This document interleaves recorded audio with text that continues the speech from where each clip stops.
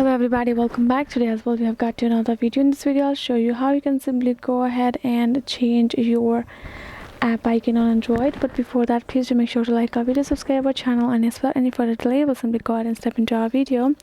For the matter, what you're gonna do is simply gonna go ahead first access your settings of your mobile phone. For the matter, once you have got the settings icon app, go ahead, open it up and scroll down till you get this option called home screen over here. Go ahead, tap on it.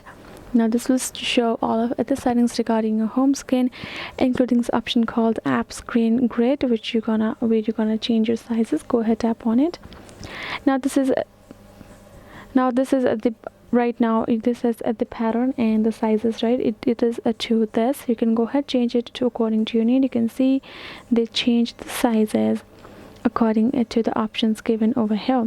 You can change it to however you would like, and once you're done, you can simply go ahead, tap on this done option given over here. It will be changed to however you would have been asking for. It depends on the devices as well. For this device, the access to app size is included this way. For you it might be different, but you will find in home screen settings only.